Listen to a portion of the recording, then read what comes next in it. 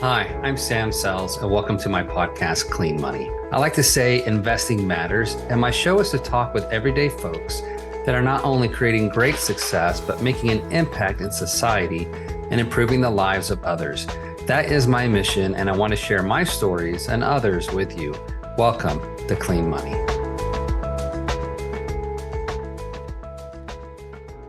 Thank you for joining us today for another great episode of Clean Money. Today, we continue our series talking with other professionals who have been out there in the world for a long time and made a huge difference in people's lives. And I'm very excited today to be speaking with Curtis May. He is the host of the Practical Wealth Show podcast. If you haven't listened to it, listen to it. Curtis has been doing this. I mean, how long have you been doing this? You've been doing this for a long time. I hate to say I was a junior in college, so like I got my license in 1985. So So just a few years ago, it was yeah. a few years. Yeah. Um, I count one, like I always tell people the running joke is I had 1 year of experience like almost 15 times because I was in a company that all we did was buy term invested difference. yeah. And I just didn't know the whole truth. I knew half of what was going on. So I did that over and over again. So I got better and better at the wrong stuff. And then I read Rich Dad Poor Dad, and that opened my mind up to everything else. Yeah. And the everything else is huge. And we are not trained, taught, or educated about the everything else. We're trained, taught, and educated the employment cycle, you know. And so you've been helping people plan financially for 37 years now, 38 years, um, a long time. And so you say that the primary focus of your financial planning firm that you have now is to help individuals and families become financially free by following the principles of wealth creation that have endured for centuries around the world. People don't understand that the wealthy they just do the same things that the wealthy have been doing forever. And like you said to me, you know, success leaves clues. Why aren't we studying those things? We don't. You don't. We don't.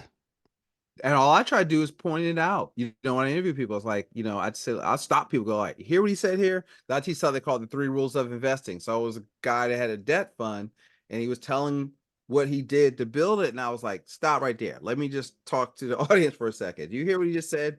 Yeah. Because our 3 rules, for example, the 3 rules of investing, because if we teach people investing, it's not about buying some product, it's about becoming something. Yeah. Right? And so the 3 rules of investing, for example, are invest in what you know or invest in knowing, right? Invest in what you can control or you can influence the outcome or make it perform better. And the third one is don't chase returns, right? And so when you look at people, they invest in their businesses, they invest in things they have a lot of control in. They do not give their money over to some fund manager they never met, hoping the market goes up for 30 years, mind you, right? Yeah. And you have no say so on that. They just don't do that, but that's what people are taught. It's what they're taught. And you turn on the TV and what you get is invest in these three great stocks and you're going to make all these money. And they just sell short-term gains, short-term gains, short-term gains. And then you go to an investment planner who hasn't ever invested themselves and never ran their own company. They haven't done anything. And what are they going to say? They're going to say, oh, $50 a month in this investment vehicle over 100 years, you should get a 10% annualized return. And, you know, in 30 years, you're going to be worth $1 million. And then you can retire when you're 80, you know, or Right. Right. And it it's funny, it doesn't work. And that's what I had my Morpheus moment, Mhm. where I Yeah. took the red pill, somebody red pilled me. And I was like, what, so then I'm mad. Now I'm mad because I bought into, rule of 72 and mutual funds were the holy grail and buy term invest the difference. And then you read like Rich Dad Poor Dad, open it up, Laura Langmeyer, the rich, what's the game? What's her, Thomas Stanley, The Millionaire Next Door. Yeah. Millionaire Next Door. Sorry. Yeah, kept wanting to say the richest Yeah. And Babylon, it's like, which different. Yeah. then there's another one that's like that for African Americans. It's called the Success Secrets of Black Millionaires. So basically the same book interviewing millionaires and ask them what they did. And you know what they didn't do? You know what they didn't say? I put money in my 401k and that's why I'm rich. They build businesses and they buy real estate, right? And he surveyed how much credit would you give your financial wealth manager to as we for your success financially. It was like 11%. I mean, that's not what they do. Yeah. And but that's what it's sold. So if you look at a sporting event or whatever, youth, because the training is don't get financial education, we get indoctrination, Yeah. right? And the indoctrination in so many words says you're not smart enough, you don't have the time, the temperament, or the training to manage your own investments. So basically, why don't you just give your money to us and let us take care of it? So now you give up control of your money for 10, 20, 30 years. You get charged fees for 10, 20, 30, 40 years. Hmm. You are funding qualified plans. So you're just postponing taxes, not saving money on taxes, deferring, or the more accurate word is postponing taxes. And people are telling you, well, you'll be in a lower tax bracket when you retire. Only if you're poor. Yeah, I was going to say only if you're poor. Only if I you're don't want to poor. be in a lower tax bracket. I want to make more money, I'm going to make more money, right? And not so I'll less ask people, money. I'll say, but see, because the tip. So here are the 4 rules that govern financial advice. All from everybody. So when they build a financial product, because the company's just product manufacturers. So here are the 4 rules that govern all financial institutions' product development. They want your money. They want it on a regular basis, like every pay period. They want to keep it as long as possible. And they want to give it back as slow as possible, if ever. So and so because the industry is built on AUM, assets under management. So they want to, we're Goldman, we have 50 billion under management. We have what does that do for you and I? It doesn't do anything for you and I. That's Nothing. just bragging points because I want to become financially free, which is a capability, right? It's not an age, it's not retirement, it's and so you want to buy assets. What's an asset? Something that pays you to own it, puts money in your pocket every month. Today, not 5 years from now. And but the current goal of the institution is not make you rich, right? It's assets under management, right? Because if you had, let's say you had a 100,000 in your brokerage account and you wanted to pull out, Sam, 25,000 for a down payment on a rental property, that fund manager is not going to be excited about that. Oh, we go through this with investors. We have commercial real estate. We do syndications, joint ventures. We do all sorts of stuff. We even work with institutions. And the crazy thing about institutionals, like they have a mutual fund. Somebody invested in their mutual fund. Then they come invest with us. Guess what? The mutual fund gets capped at 10%. The rest of the money goes to us and the institution. And so I get a 12x on my money in the same time that the mutual fund makes a 100% return. So over 10 years, they're going to get averaged 10% a year. I'm going to average about 120% a year. And we keep all of their profits. That's just how they design it. That's how the institutions work. And Right. they cap what they give to their mutual fund. They keep everything else. Plus, they make all the fees. And But it's just bizarre. It's crazy. It it's blew my bizarre, mind. right? And so you put up 100% of the money, Mhm. take 100% of the risk to maybe get and I'm paraphrasing Jack Bogle from Vanguard Yeah. to maybe make 25 or 30% of the profits. Now that's the founder of Vanguard. It's not Curtis, right? Yeah. And talking about his industry. So I'm not saying not do that, but I'm saying there's more. Like even when I say 3 rules of investing, so even if you're syndicating or Mhm. buying syndications, too many people treat them like mutual funds. You need to invest in because you're really investing in the operator, right? Yes. So you've got to invest in knowing how to good how this work. If you don't get this apartment building, the value go up so you can cash out and give us our money back. How does that work? Does that ever happen? Like nobody knows how to ask those type questions. And I think because I got hit with a couple of alternative things and then I realized, wow, I didn't know this, right? Mhm. And Why did I not know this? How do I did one time I did an interview and I spent the first half hour just talking about how due diligence. How would you do due diligence? How do you Yeah. Yeah. For this, this past couple of years have been really brutal for a lot of syndicators in the market, a lot of commercial real estate folks who had bridge notes. And we had 24 properties going into 22, and two of them had bridge notes. One of them was with an institutional partner who said, "Oh, we don't need fixed rate debt." And I was like, "Hey, I only do fixed rate debt, so we're going to get fixed rate debt." And they said, "No, no, no. Interest rates over never in history have gone over 200 basis points in a right, year, ever. And we're only got this for a year. We're going to do this thing and blah, blah, blah." So lo and behold, it goes up by 500 basis points. And now I'm like, guys, I know you went to Harvard and you got your MBAs and stuff.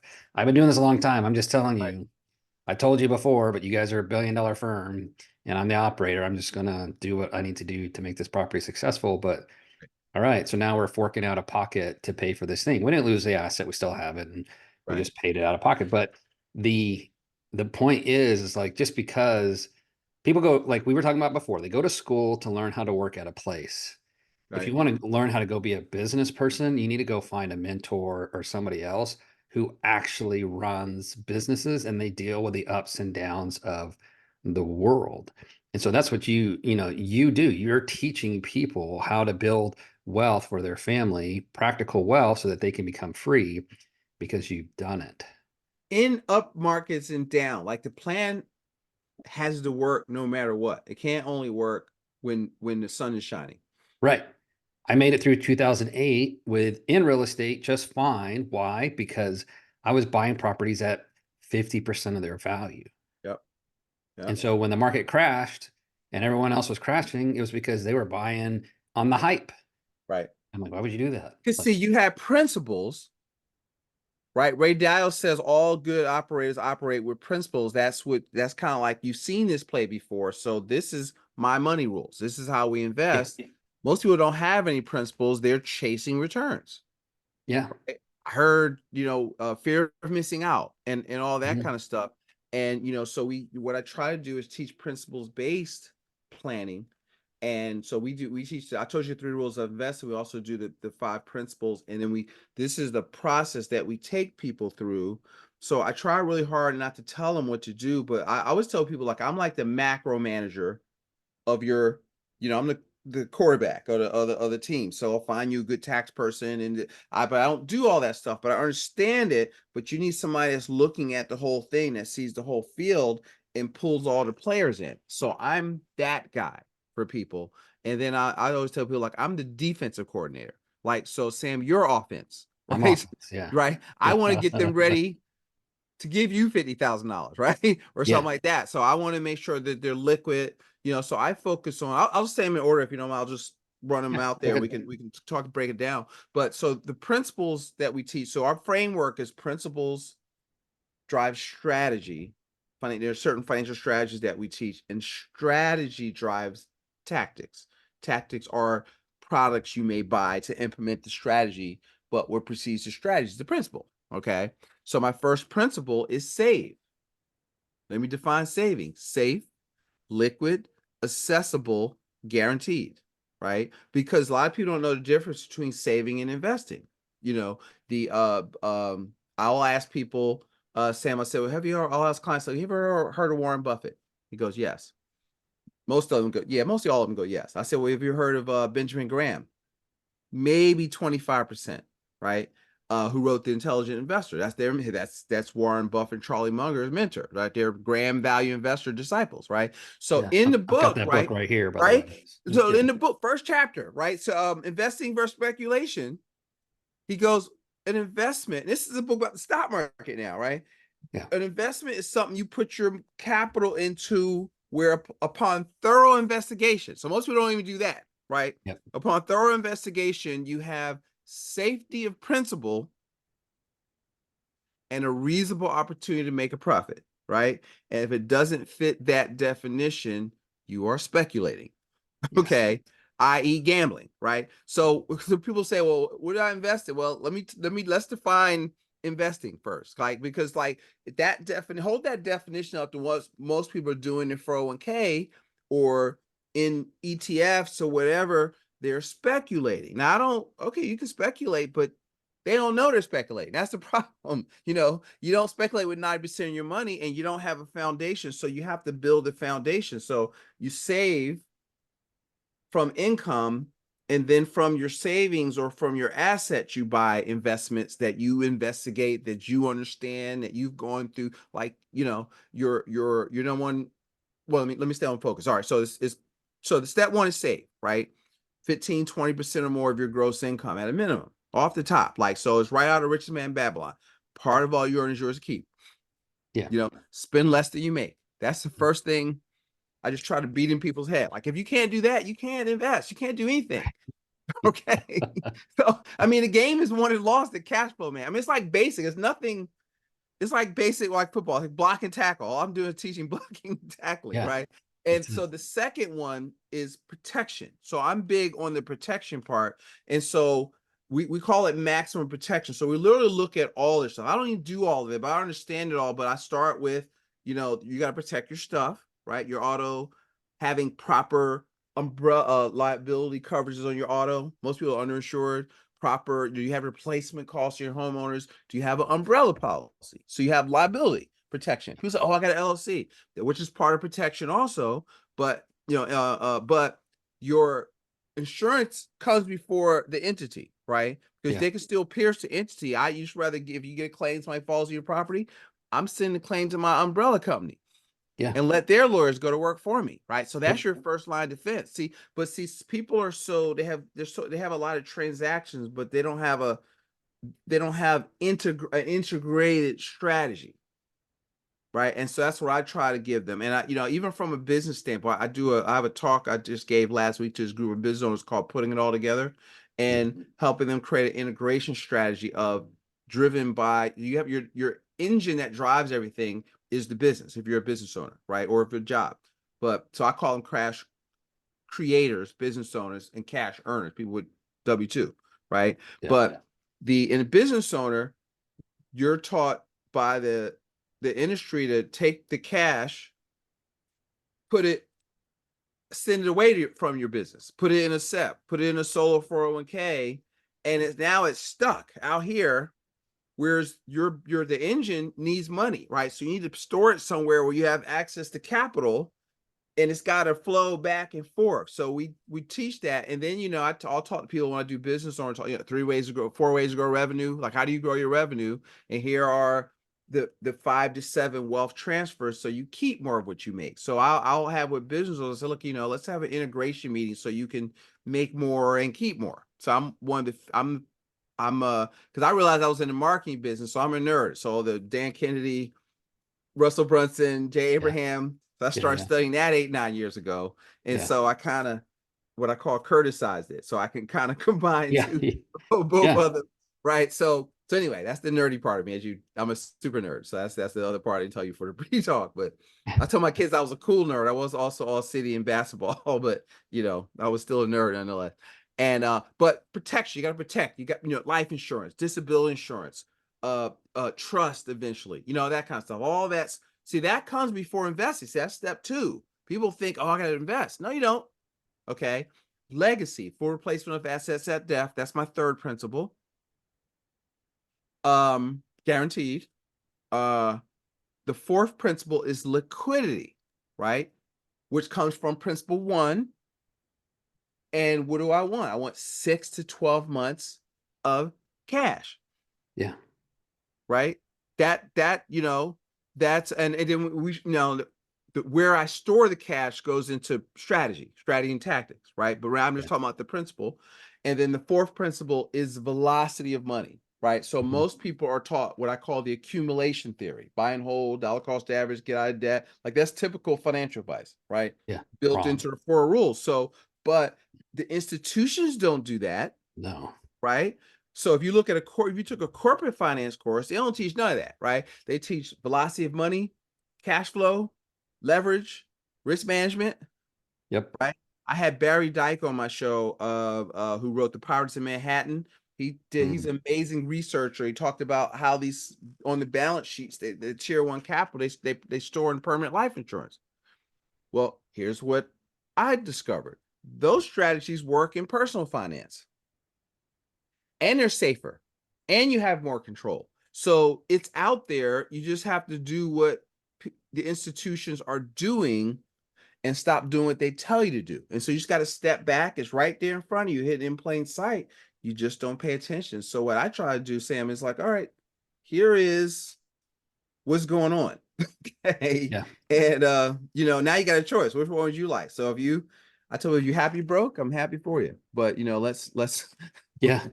Yeah.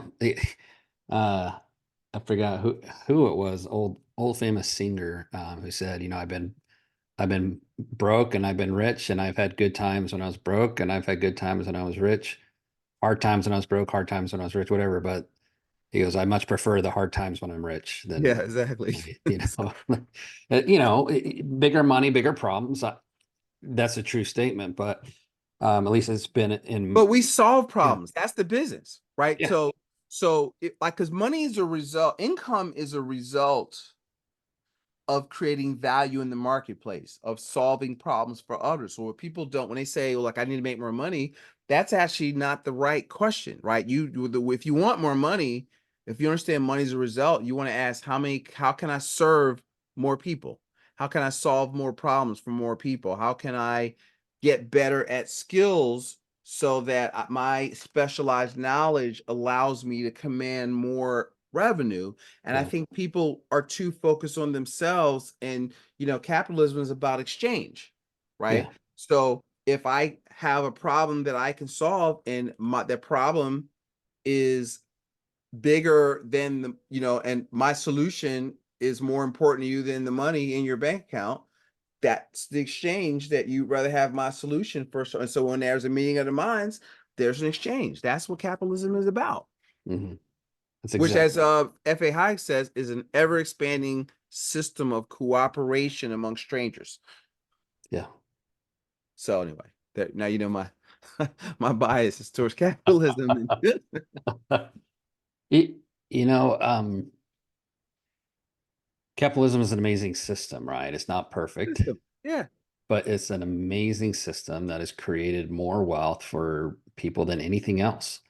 More wealth for the middle class, it enables the poor class to move up. I grew up poor, rural Oklahoma, with the public schools, and all the lessons, the principles that you taught, never taught to me in school. Never taught to me in school.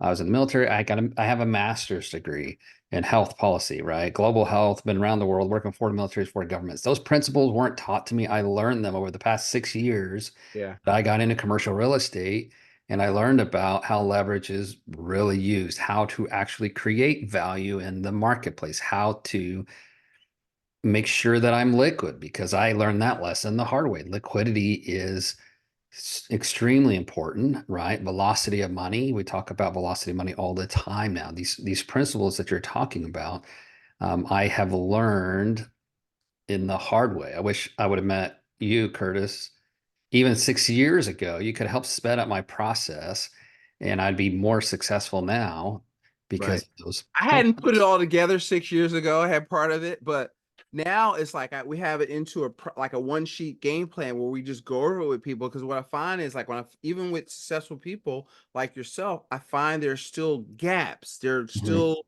when we lay it out, there's still blind spots or weak spots that need to be recovered. And so, like, most of the people, they're good at principle five. They're making money, their business is growing, they've got a big portfolio, but they're underinsured, they're not liquid enough, Mhm. you know, they're inefficient, they don't have good tax strategy, and so most business owners, like, what I do is different, I think, Sam, is that most people think the key to making money is investing, is to find better investments that pay a higher rate of return. So there's only two ways that you can do that, especially with typical advice, is to take more risk.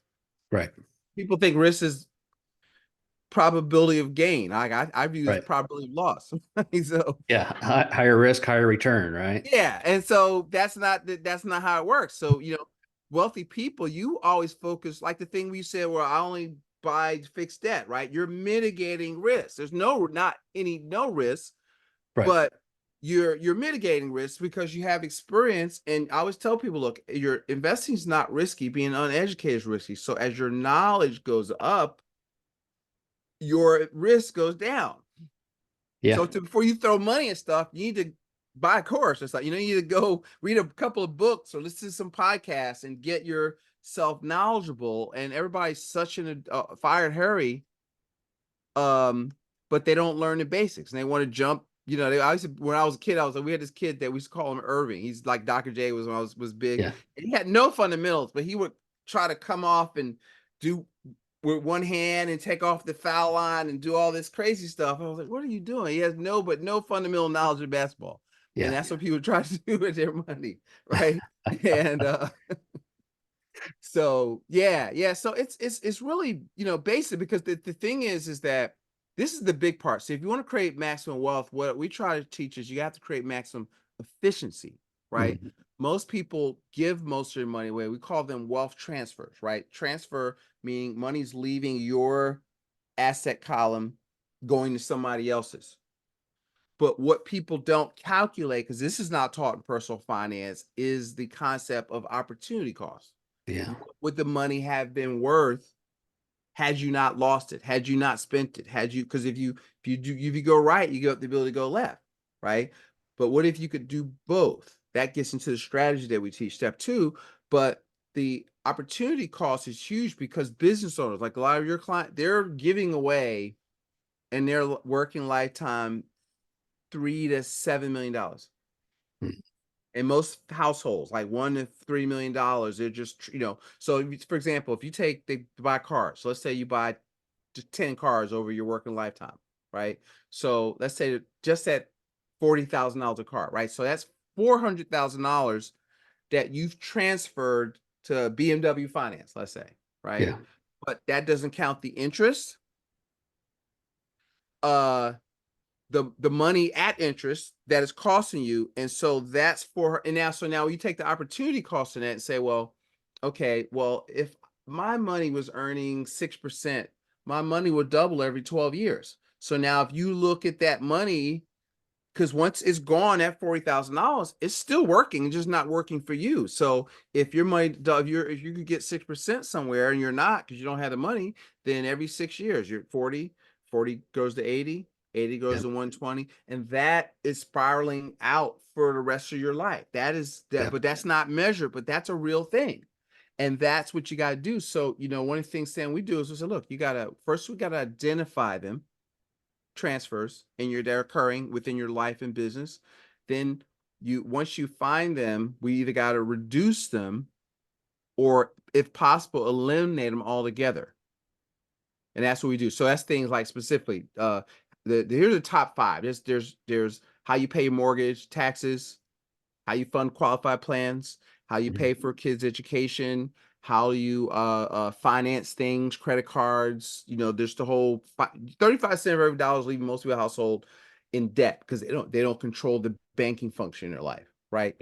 Fees on investments. All of those are wealth transfers, and you kind of gotta train yourself or work with person that understands that stuff. So when you look at, like if I look at people's financials, I'm it's like when you watch basketball. Like if you work, when I watch basketball, there's so many other things I'm paying attention to than the score, right? I'm looking at, well, all right, why don't they move it out the ball? Everybody's like, I'm a Sixers fan, right? So when they had what's the guy that just went to the Clippers? They would stand around, like if you watch it from up high, he's on the top of the key dribbling through his legs. Everybody's standing around outside the 3-point line waiting for him to shoot with like 5 seconds left on the shot clock.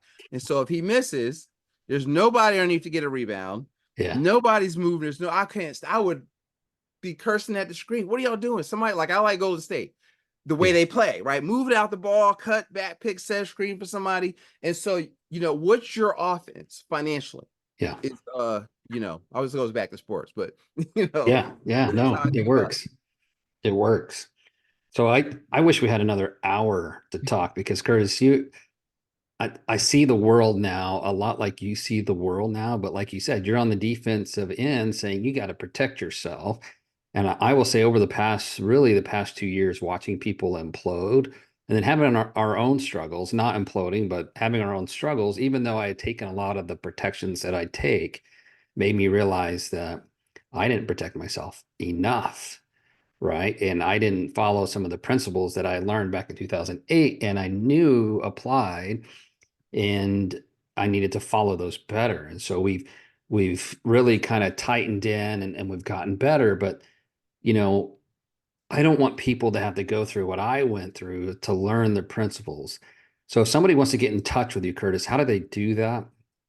And what does that look like? So yeah, they can go to I'm gonna give you a list. I have a special website with that I'll give you to put in your show notes. Yeah, But that'd they be great. go to practicalwealth.net and just search that. My site will come up and you can reach out to us, and all kinds of pop-ups will pop up to plus you can go to our YouTube channel at Curtis May, or search for the Practical Wealth Show podcast, or Apple or iTunes. And so I teach this stuff. We got like 500 videos up there Yeah. of just what I call. So if you want to know more about the madness that is Curtis, that's what you do. Go to podcast, and then in the link that we'll send you, just give us a call. I do a 20-minute free consult, and we can talk about wherever you want to talk about, no obligation. And then I'll kind of I'll send you a little bit of homework, and then we can see if we're a good fit to nothing for sale, because you can't Yeah. sell anything because I don't know you, right? Right. That's so it's like, what do you want? Because products are just tools. So it's like, if we do, we call it a financial GPS. That's what we'll do for people. It's like, all right, here's where you are. No, here's where you want to go.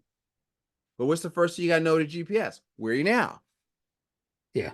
And is what you're doing getting you to your destination? Well, maybe we got to adjust. So that's kind of how all our planning works, and then finding inefficiency and making sure that you're doing things to generate cash flow. So that's the best way to reach out. Also, I'll give you all, because I'm big on this liquidity thing. Okay. Yeah. So I have a free report. If y'all text, what is it? It's text. The report is called The Value of Liquidity, where we give you a couple of case studies of how having liquidity, um, in a special product. We teach a strategy called the private reserve strategy, or you would call it become your own banker.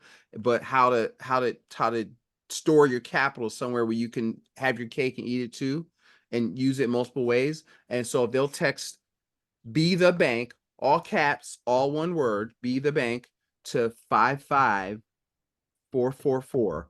We'll send that report out to you. So "Be the Bank" to short code is 55444, and we'll get that out to you. And we'd love to have a conversation with you.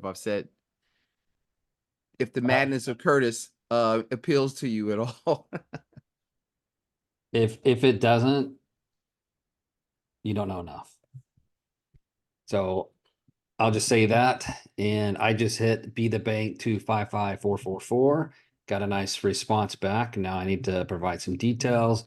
Curtis, it's been an absolute pleasure to have you on the show, man. I wish every school in the nation would hire you to come out there and teach their students, whether they're Harvard MBAs or Duke or Stanford or Texas Tech or whatever, and bring you in and have you teach them these principles, because this is how we live, Right. and this is how you get out. This is how you break generational Dude, they poverty. need it. I was teaching a class one time at Penn to this sorority, and I said, how many of y'all had a financial class? None of them. Yeah, Sophomores and juniors, none of them. And you only get one if you're a business major, and even then, it's, as we say, is whack. It's not really good. yeah, You know? yeah, And it's all based on the stock market stuff. It's not yeah. really It's based on. just nonsense. It's worse. Yeah. It's Uh-huh. people don't care about them investing in the stock market. They won't want to make their fees, right? Yeah. That's why they're peddling that stuff. They want to make the fee from getting them to invest in the Yeah, stock market. their goal is not make Sam rich. Right, right. It's the So yeah, make is them yeah. is can we get assets under management, right? You have to Yep. make yourself rich, and that's why you are your best financial person, right? And so I just help give people the fundamentals, help you lean into that, and help. My goal is to help you take control of your money, be we call it master of your money. Well, Curtis, thank you so much for joining the show. please go out and check out Curtis. Make sure you text Be the Bank to 55444. Get on his newsletter, reach out to him. And at the website that you just cited, the practicalwealth.net. And folks, thank you for joining us. We'll see you next time. Thank you.